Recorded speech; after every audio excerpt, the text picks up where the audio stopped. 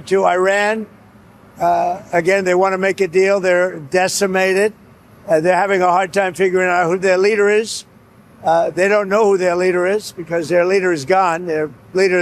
Their former leader, Khomeini. የመካከለኛው ምስራቅ ሰማይ ዳግም በጦርነት ደመና እየተሸፈነ ነው።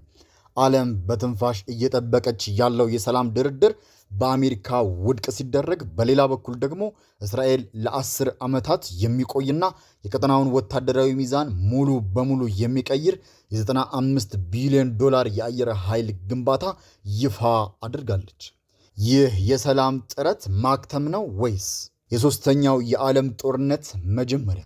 ዛሬ በዚህ ትንታኔ ከኢራን የ14 ነጥብ የሰላም ሰነድ ጀርባ ያለውን ምስጢርና እስራኤል 150 ዘመናዊ ተዋጊ ጀቶችን ለመግዛት የወሰነችበት ስትራቴጂካዊ ምክንያት ዝርዝር መረጃዎችን ይዘንላችሁ ቀርበናል። ወደ ዝርዝር መረጃው ከመግባታችን በፊት እንዲህ ያሉ ወቅታዊና ሚዛናዊ የዓለም አቀፍ ዜናዎች በፍጥነት እንዲደርሳችሁ የቻናላችን ቤተሰብ ካልሆናችሁ አሁኑ ሰብስክራይብ በማድረግ የደውል ምልክቷን ይጫኑ። ሰላም ጤና ይስጥልን ውድ የቻናላችን ቤተሰቦች እንደምን ቆይታችኋል? ከብስራት ሚዲያ የዕለቱን ዜናዎችን ይዘንላችሁ ቀርበናል። አብራችሁን ቆዩ። ዛሬ ላይ ሆነን ወደ ኋላ መለስ ብለን ስንመለከት በመካከለኛው ምስራቅ ያለው ግጭት መልክ እየቀያየረ መምጣቱን እንረዳለን። ዛሬ የወጡ መረጃዎች እንደሚያመላክቱት በአሜሪካና በኢራን መካከል የነበረው ቀጭን የዲፕሎማሲ ተስፋ ተቋርጧል። ፕሬዝዳንት ዶናልድ ትራምፕ በፓኪስታን አደራዳሪነት የቀረበውን ባለ 14 ነጥብ የኢራን የሰላም ምክር ሐሳብ በይፋ ውድቅ ማድረጋቸውን አስታውቀዋል። ይህ ውሳኔ ለምን ተወሰነ?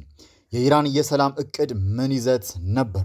ኢራን ያቀረበችው ሰነድ በዋናነት የቀጠናውን ደህንነት ለማስጠበቅ በሚል የቀረበ ቢሆንም ዋይት ሃውስ ግን ይህ ሰነድ ለኢራን ጊዜ መግዣ እንጂ እውነተኛ ሰላም ለማምጣት የታሰበ አይደለም በሚል ጽኑ ተቃውሞታል። ፕሬዝዳንት ትራምፕ አልረካሁበትም ሲሉ የኢራንን የኒውክሌር መርሃ ግብርና የቀጣዩ ተላላኪ ኃይሎችን ጉዳይ በግልጽ አለማካተቱን እንደ ምክንያት ጠቅሰዋል። ይህ የዲፕሎማሲ መክሸፍ ወዲያውኑ ወደ ወታደራዊ ዛቻ ተቀይሯል። የኢራን ከፍተኛ ወታደራዊ መኮንኖች ዛሬ በሰጡት መግለጫ ከአሜሪካ ጋር ፊት ለፊት መጋጠማችን የማይቀሬ ነው የሚል ጠንከር ያለ መልእክትን አስተላልፈዋል። ኢራን ቀደም ሲል በአሜሪካና በእስራኤል የአየር ድብደባ ደርሶባት የነበረ የኢስፋሃን ዩኒቨርሲቲን አሁን ላይ ወደ ጦርነት ሙዚየም መቀየሯ በሕዝቧ ዘንድ ያለውን የጸረ ምዕራባዊ ስሜት ለማነሳሳት እየተጠቀመችበት መሆኑንም ያሳያል። በዚህ ሙዚየም የተጎዱ ህንፃዎች፣ የሚሳኤል ስብርባሪዎችና የወታደራዊ መሳሪያዎች ቅሪትን በማሳየት የኢራንን ተከላካይነት ለዓለም ለማሳየት እየሞከረች ነው። በተቃራኒው ደግሞ ዋሽንግተን አዲስ ስትራቴጂ እየቀረጸች ነው። ፕሬዚዳንት ትራምፕ አሜሪካ በአውሮፓ በተለይም በጀርመን ያላትን የሰራዊት ክምችት በመቀነስ ትኩረቱን ወደ መካከለኛ ምስራቅ ለማዞር እያሰቡ መሆኑን ፍንጭ ሰጥተዋል። ወደ ሁለተኛው መረጃ ስንሄድ የእስራኤልን አስገራሚ ወታደራዊ ዝግጅት እናገኛለን። እስራኤል በታሪኳ ታይቶ የማይታወቅ ወደ 95 ቢሊዮን ዶላር የሚጠጋ የመከላከያ በጀትና የግዢ ስምምነትን አጽድቃለች። ይህ በጀት ለምን አስፈለገ? የዛሬው መረጃችን እንደሚያመላክተው እስራኤል የአየር ኃይሏን ጥንካሬ በሁለት እጥፍ ለማሳደግ ተስማምታለች። ይህም 100 አዳዲስ የኤፍ-35 ወይም ኤፍ-35 አውሮፕላኖችንና 50 የኤፍ-15 አይኤ ተዋጊ ጀቶችን ይጨምራል። እስቲ እነዚህን አውሮፕላኖች በዝርዝር እንመልከታቸው።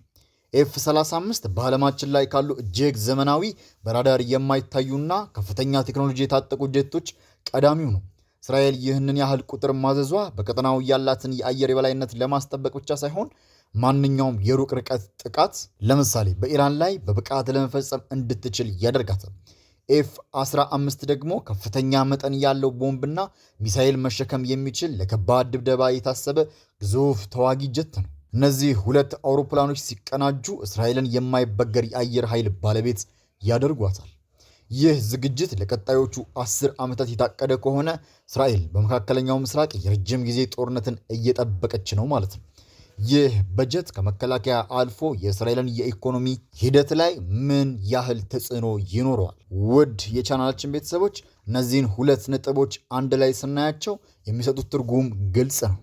በአንድ በኩል ዲፕሎማሲው እየሞተ ነው። በሌላ በኩል ደግሞ ወታደራዊ ዝግጅቱ ወደ ሰማይ እየናረ ነው። ፕሬዚዳንት ትራምፕ በኢራን እየቀረበውን የሰላም እቅድ አልረካውበትም ማለታቸው እስራኤል ለምታደርገው ግዙፍ ወታደራዊ ዝግጅት አረንጓዴ መብራት እንደ መስጠት ይቆጠራል። አሜሪካ ከጀርመን ሰራዊቶቿን ቀንሳ ወደ መካከለኛ ምስራቅ ማዞሯ፣ እስራኤል ደግሞ አየር ኃይሏን በእጥፍ ማሳደጓ በመጪዎቹ ወራት ወይም ዓመታት ውስጥ ትልቅ ወታደራዊ እርምጃ እንደሚኖር ትልቅ ማሳያ ነው። ኢራን የኢስፋሃን ዩኒቨርሲቲን ወደ ሙዚየምነት መቀየሯ ለሕዝቧ እየተጠቃን ነው፣ ተዘጋጁ የሚል መልእክትን እያስተላለፈች መሆኑንም ያሳያል። ክቡራትና ክቡራን የብስራት ሚዲያ ቻናል ቤተሰቦች ዛሬ ያዘጋጀንላችሁ መረጃ ይህንን ይመስል ነበረ። ስለተከታተላችሁን እናመሰግናለን እያለን መረጃውን ከወደዳችሁት ሼርና ላይክ በማድረግ ለሌሎች እንዲደርስ አድርጉ። እንዲህ አይነት ጠቃሚ መረጃዎችን በፍጥነት እንዲደርሷችሁ አሁኑ ሰብስክራይብ ያድርጉ እያለን ነገም ሌላ አዲስ መረጃ ይዘን እስከምንገናኝ ሰላም ቆዩ። ሰላም ለሕዝባችን፣ ሰላም ለዓለም ይሁን።